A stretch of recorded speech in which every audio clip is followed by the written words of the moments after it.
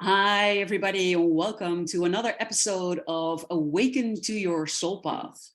I am your host, Barbara, and I am joined, as always, by your other host, Robyn. And today we want to talk about how your thoughts manifest your outer experience. Because Robyn's had some news, and I'm going to let Robyn share however much of it that she wanted to share or wants to share, but that started us talking about how the things that we experience in our lives, how they come to be. And we've been listening to Abraham, for instance, channeled by Esther Hicks. And his message was something like, whatever you are experiencing in your outer world is a direct result of the vibration that you hold on the inside, and the vibration that you hold on the inside is directly influenced by the emotions and the thoughts that you're having.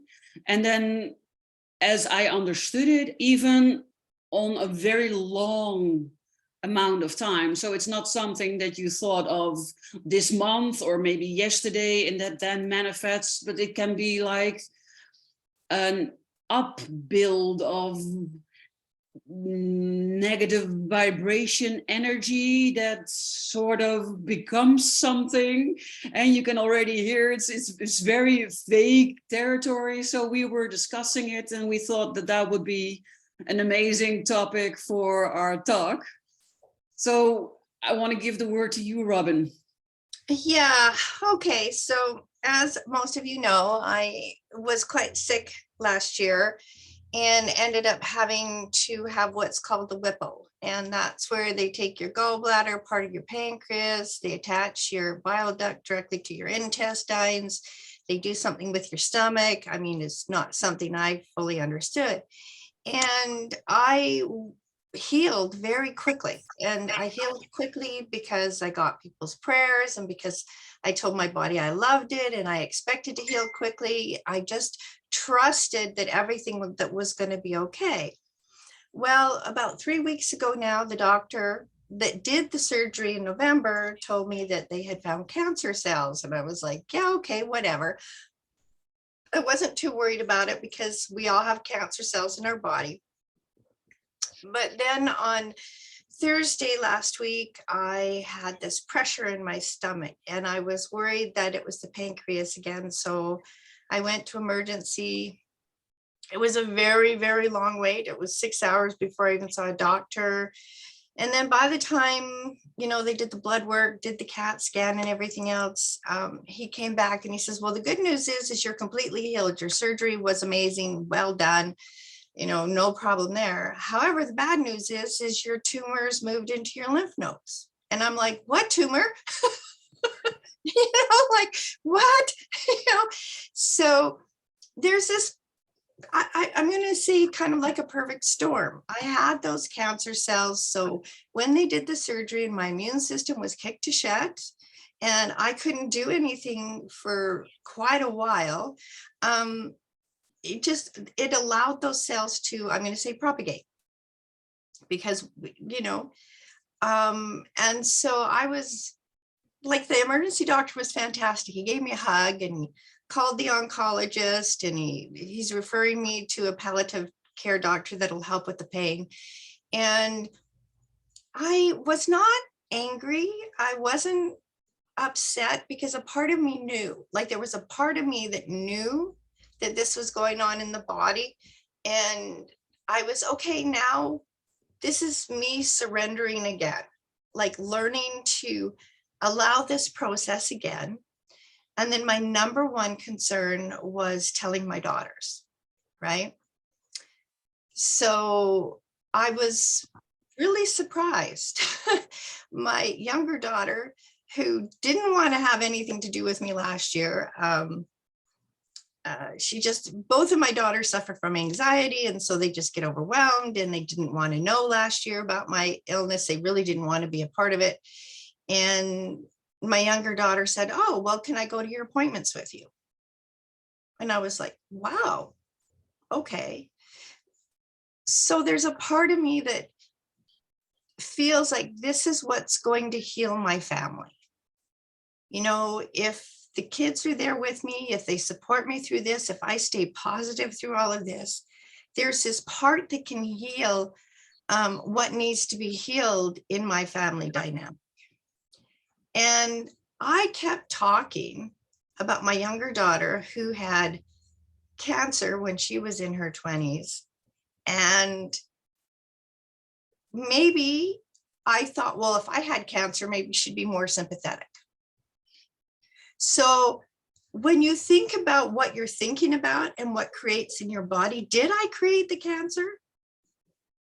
You know, did I create it because I wanted this relationship with my daughter? I wanted to have something in common with her. I don't know. Well, What do you think? what I know is that that is possible. I've been dipping my toes into something that they call epigenetics. Dr. Bruce Lipton is someone who does a lot of research in it. Greg also does a lot of research into it, and I've read a lot of their books, and what they've basically discovered, and they can back it up with science, is that we only have cells in our body, and each cell can turn into whatever it needs to be. So a cell can become a lung cell, it can become a bowel cell, it can become a stomach cell, it can become a hair cell, it can transform into anything that we need it to be. So it can also transform into a cancerous cell. The opposite is also true. As soon as it is a cancerous cell, by using your thoughts, and that's part of what Abraham also teaches us, you can also transform it back into a neutral thing. So they did extensive research into it, and they have proven without a shadow, beyond a shadow of a doubt, that it is possible that what you're thinking controls you on a cellular level. So if you follow that logic, it's completely possible that even if you think it on an unconscious level, right? Because if you consciously think about it, of course, you're not wanting to give yourself cancer in order to connect with your daughter. If the logical part of your mind has something to say about it, it would say, oh, no, I don't want that.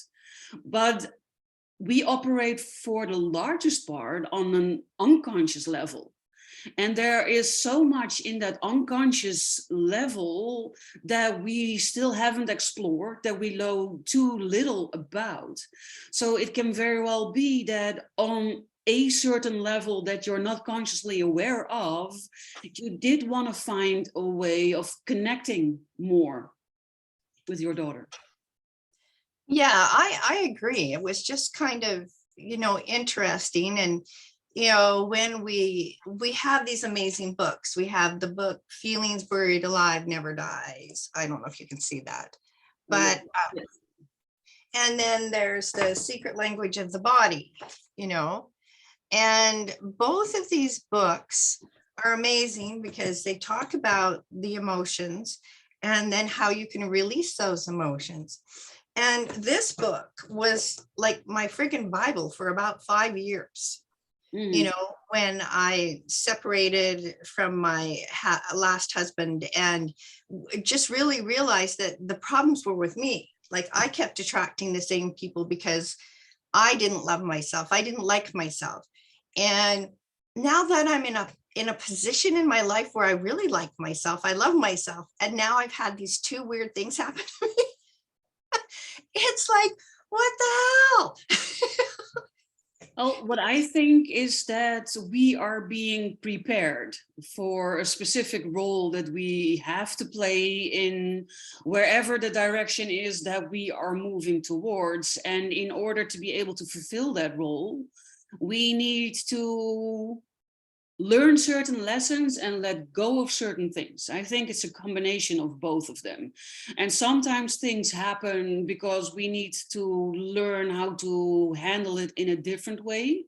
We need to grow and evolve in our response pattern because the old way is no longer serving us, and by letting it go we open ourselves up to move into that new direction.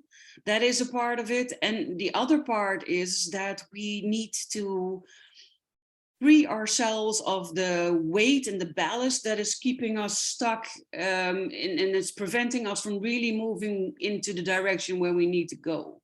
And I think they're working together sometimes. Yeah, it could be. Like there's a part of me that was, okay, I can accept this and I can work with this. And I thought about it. I mean, I'm perfectly happy and content. I've pretty much done everything I want to do in this life. It's like, is there, see, when other people I talk to who have gone through this, they were like, oh no, I have so many more things I want to do. I'm not ready to go. And I'm sitting here thinking, shit, I'm good either way. I'm good if I work through this and I become healthier and I just keep going on. And it was quite a surprise to me to be in that position, to feel so content in my life and just feel like I've accomplished everything I've wanted to accomplish. I'm okay with this. But then I think that has a lot to do with my human design and my astrology and, the kind of person I am. But it was a really interesting thought to pass through my brain. Like, I'm good. I'm happy. And one of the things that you can really use to raise your vibration is rose oil. So I put rose oil on the other day when I went back to work for the first time, because I found out about it Thursday, Friday. I had to, get the pain pills working. And so I went to work on Saturday and I was in a good mood all day. Nice. I wasn't depressed. I wasn't upset. I was just like, yep, I'm good.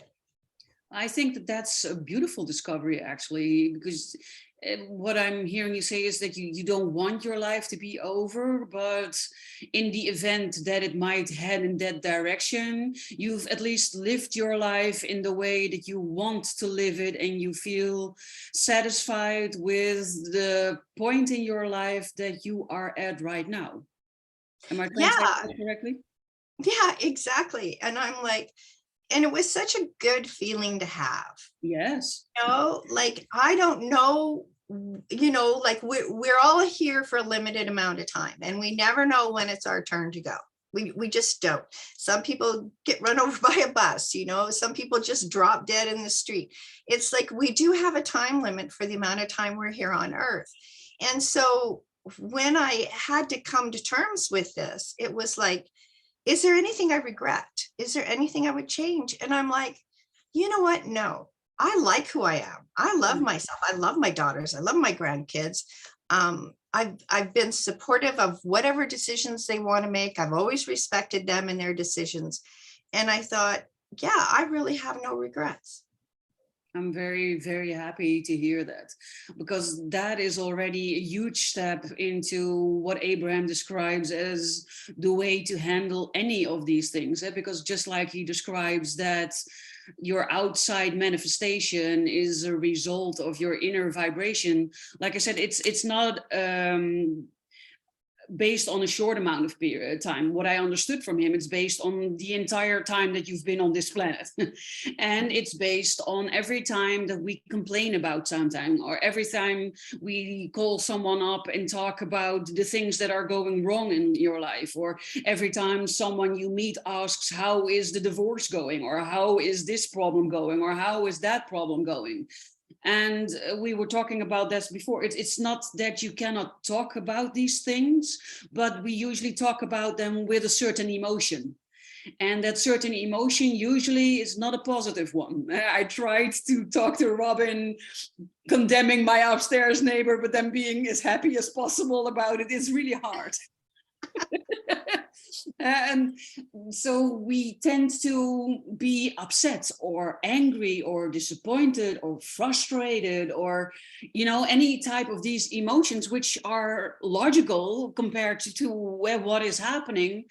But I think what he means is that we should try to be in vibrational neutral whenever we talk about these things. That we don't have to be ecstatically joyful, but also not annoyed or angry or upset, because every time we talk about these subjects and we tap back into that energy, those emotions, we are expanding it. And if we do that too often or often enough, it tends to cause problems in our lives.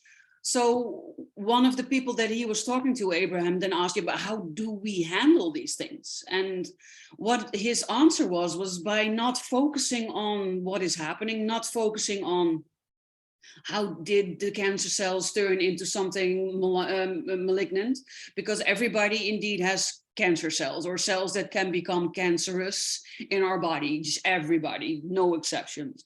So not focusing on how did they move from that sort of neutralish state into a malignant state, but focusing on joy, on being grateful for everything that you have in your life, enjoying the hell out of every morning that you wake up, every moment you realize your bed is awesome, every time you pull on clothes and you think, oh, I'm so happy that these clothes keep me warm, and I'm so happy that I have good boots in the snow so that my feet don't freeze off when I go to work. And it might seem that you're then being happy, the peppy, extremely optimistic, but I don't think that that is it. I think it's just choosing where you want to focus on, because the law of attraction attracts like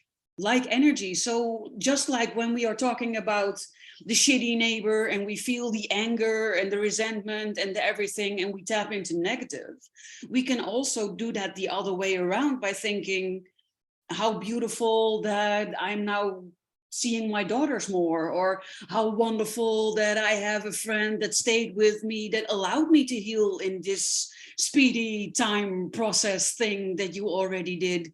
And I think you're already doing that for the majority of the time, to be honest. Yeah, and like I said, I was a little shocked because, there's a part of me that, I just told my body, I love you. Thank you for healing so quickly. And so now I'm doing, I love you, cancer. I love you, cancer cells. I love you, I love you, body. I love you. It's about just sending love to your body and everything that's going on in your life, and just finding the positive out of all of this. And if the positive of all of this is a way of healing my family dynamic, like, and this is my whole family, this just isn't my daughters. Like we're not a close family, and we never have been, not even as siblings. So if this is going to bring us closer together, there's a gift in there. There's a gift in this, and this is the way I need to look at it. I need to look at it. This is a gift. This is giving me an opportunity to really practice that self-love, really practice that positive energy, and just finding, the positive in every day. Like you say, like I was very lucky. My friend Tina has been here. She came down here and she took care of me and the cats because I really couldn't do anything after that surgery.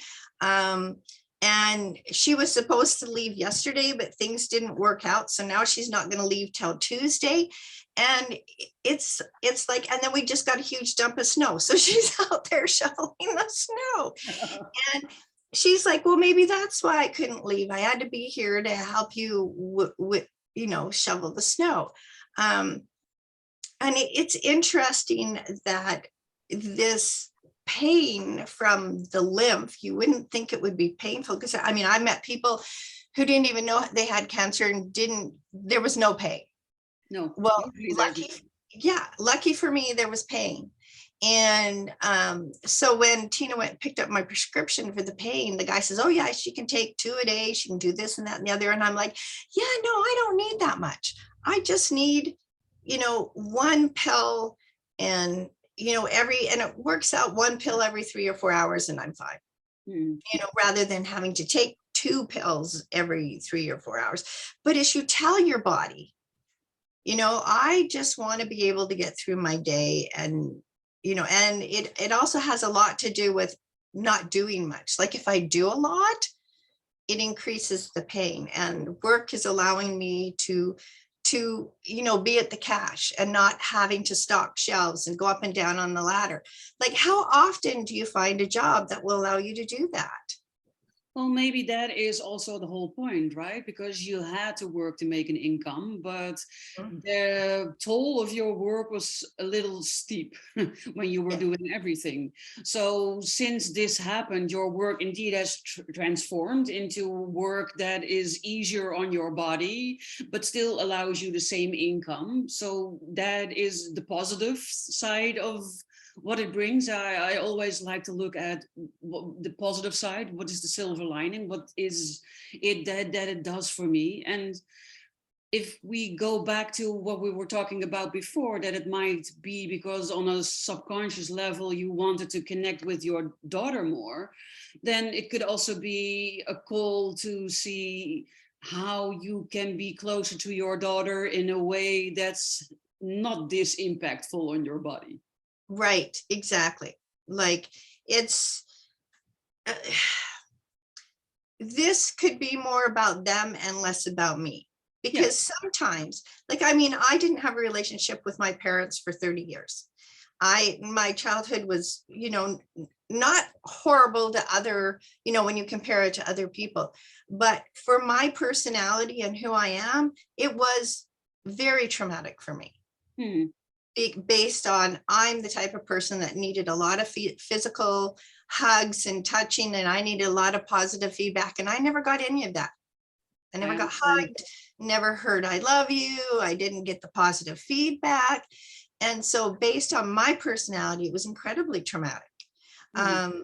So it's kind of like learning who you are and what's important to you. And one of the number one things that I've had to learn, and that's why I call myself the self-love emissary, is because I had to learn that I could do that for myself. I could love myself. I could give myself positive feedback. I can hug myself. I can tell myself I'm beautiful and wonderful. And, it is about loving who you are and respecting who you are and really going within and saying, you know what, I'm kind of a cool person. Yes. And it's amazing to me that when somebody, like I put my post on there telling, my social media family what was going on, and the positive posts that came back were amazing. I love I that. so respect you. I love you. I love your posts.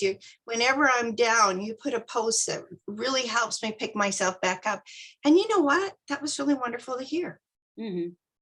Yes, it is. And it could very well be that it's part of your purpose, right? Because today I was listening to a conversation between Abraham and Wayne Dyer.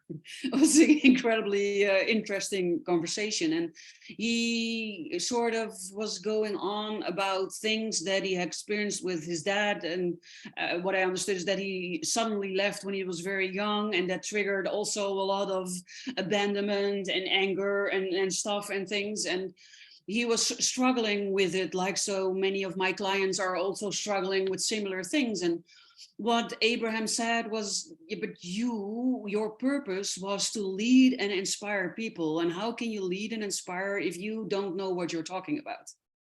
Right. So, Exactly. And it's so true because, I grew up in a household that didn't give me the things I needed. And so I learned to make sure that I gave that to my kids. I gave them lots of positive feedback, hugs, told them I loved them. I would always tell them, always there giving them that positive stuff that they need. And I wasn't a perfect mother, no way, nobody's perfect, but I did the best I could with the tools I had. well, that's the thing that I realize more and more with every passing year. And a lot of psychotherapy, psychiatrists, psychologists, they believe in rooting around in your past. And especially the blame game seems to be a favorite. Blaming your parents or blaming this, blaming that. I don't believe in that. I believe that your parents do, for the most part, not in every case, of course, there are exceptions, but for the most part, I believe your parents do the best they can in accordance to the means that they have at their disposal, their upbringing and society in general, and that they try. And if I look at my parents, my father is a product of his upbringing. My mother is the product of her upbringing. They both have traumas from their family side that they haven't resolved, like you and me are working on ourselves and growing and healing and stuff. My parents never did that. Maybe because they didn't know it was possible, maybe the amount of information that we have available was not available in that time. There are a lot of maybes, but the end result is that they are the product of their upbringing. And I genuinely believe that they tried their best. Their best was not good enough for me. And it made my childhood, just like yours, also traumatic, because just like you, I'm also a person who needs a lot of positive validation, a lot of hugs and comfort, basically, which was not there in my childhood. But there's no point in blaming my parents for things that they haven't learned from their parents and that they didn't learn in any different way as well. And the only thing that matters is that there are things happening in your current life that cause a problem or are not fitting in with who you want to be or your purpose or whatever. And then looking at how you can transform that in your now, instead of just staying stuck in the past, playing the blame game, seeing how you can let go, how you can heal, how you can transform. It is a big part of your work. It's a big part of my work. I think that that's the way forward, and how we also clear karmic energy. Yeah, I agree. Like my whole lifetime's been clearing up karma. It's like Yes. this. And even when I looked at my human design and my astrology, that's exactly what it said. You're here cleaning up a shitload of karma, girl. And I'm like, okay, I get this. And you just get to the point where you stop feeling like a victim. You stop feeling like life isn't giving you what you want. I always wanted a house with a yellow kitchen. And in 2011, I went around to all the different communities around here, and we pulled up in front of this house. I hadn't even got out of the car, and I said, this is my house. And then when we walked in, the kitchen was yellow. Mm. And it was perfect for one person. I mean, as much as I love having Tina here, the poor girl has to sleep in the living room, but it's like, it was perfect for me. It was my perfect home. I said, this was going to be my retirement home. This is where I'm, this is it for me. And it's important to know what makes you happy and how it makes you feel. And I love my house. I love my property. I love coming home. I've created this amazing sanctuary. And when people come to my house, they tell me your house feels like a sanctuary. Mm-hmm. And that is what I wanted to create. So we can create what we really want. The house had some issues. So I have to do feng shui every year because it was bad for money and good for people. So I have to do, some changes every year to make sure, like this year, my property's in a lock for people, which, isn't good for relationships. So it's like, okay, you need to put water here and water here to get that energy flowing. And I love doing those things because I feel proactive. Mm. Yeah, and I agree with you. If I look at my dream, I want to live in a beautiful house. My house is beautiful where I'm living. I want to live in a house that is light and airy. My house is light and airy. I want to live in a house close to nature. My house is close to nature. I would also love to live close to the water source. It's about 20 minutes walk. So it's close-ish, but could be closer. But instead of focusing on everything it's not in the country that I would like it to be in, but I am focusing consciously on everything that it is and being grateful and happy for the things that it already is, that is already very much in line with the place where I want to live. And like you, people also always tell me how much they love my house and the energy that is in my house. And I am extremely grateful for that every day. Yeah, we're really blessed when we get to the point that we've learned so many things, and I'm always learning new things. The thing is that if you get stagnant in your learning, your whole life becomes stagnant. Like, I'm always open to new ideas. I'm always open to new information. I'm not stuck in like one thing. It's like, okay, this is my opinion, but if you have another one, please express it. And if I agree with you, I will change my opinion. Exactly. That's the way I am as well. I think that that's part of our nature, our true nature. I see that with a lot of highly sensitive people, but also people that call themselves empaths or light workers, starseeds. It's that we have the ability to understand where other people are coming from. It might not be our opinion, it might not be the thing that we value most, but we don't judge, and we do understand why people would think differently and accept the different view of things. I think that that is a very beautiful quality of people like us. And I also think that that is one of the things that make us so great in what we are doing. Well, and it is. And I know a couple of TV shows, back, I talked about community and how important it is to have that support group.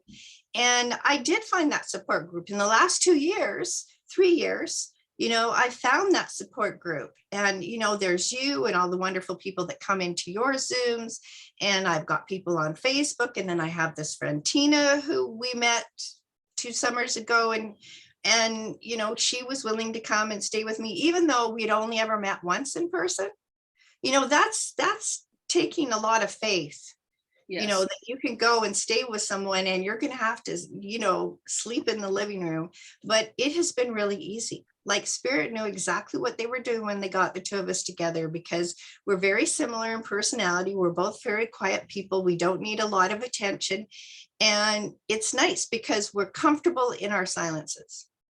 Yes, I think that that's the best way to be, right? Where you don't have to fill every silence. And that also has to do with your personality itself. Because I had a friend who, when Corona first broke out and everything was closed, he found it the most horrible thing to ever happen to him, because he cannot be by himself. He cannot stand his own thoughts. He cannot stand his own energy. He always needs to be around other people to kind of distract him from everything. And if he cannot go to friends, he goes to different bars and restaurants, and he always talks to everybody that you come across, even if you don't know them. He starts talking to them. And when that wasn't possible, it was his version of personal hell. Yeah, not everybody can be within their own thoughts and their own energy, but there was some blessings in that we learned. It was about learning to be self-sufficient again. It was learning how to talk to your spouse, and talk to your children, and talk to your family. I was lucky. I was here by myself. I've been here by myself since 2011. It really didn't bother me. My life didn't change much, except I didn't walk out the door to go to a job.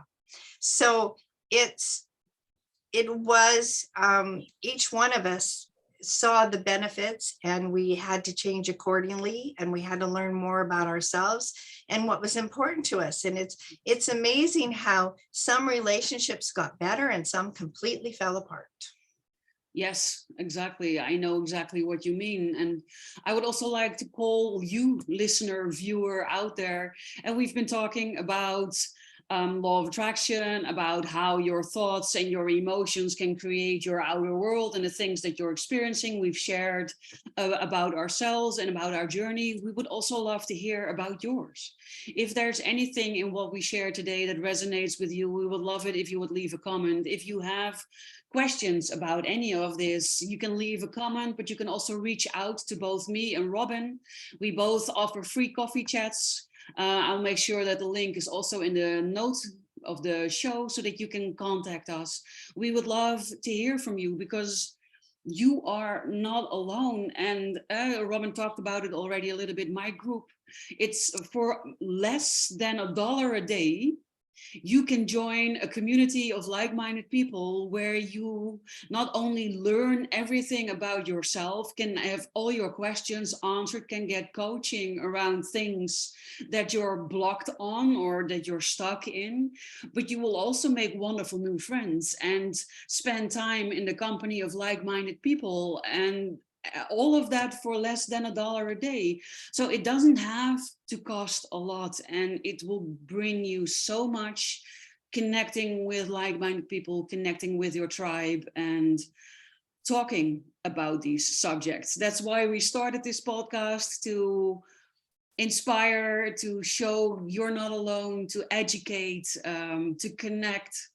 Right, Robyn? Yes, absolutely. We would love to hear from you. Reaching out really feels good. Like you don't have to do this alone. You don't have to walk this path alone. And if either one of us can't help you, we know somebody who can, because we don't have a problem referring you to somebody else. Exactly. We have a very large network. We know a lot of people, especially between the two of us. So you're in good hands, and our main focus is indeed helping you step into the best version of yourself, I think, and loving yourself, of course, as the most important person in your life. So it's been an absolute pleasure, Robyn, talking to you about this subject. I think we had an amazing conversation. I thank you so much also for your openness and your candor in sharing your journey. You're truly inspirational. And for you viewers, listeners, I hope that you will join us again for our next talk. And until then, I wish you an amazing rest of your day. Bye. Bye, everybody.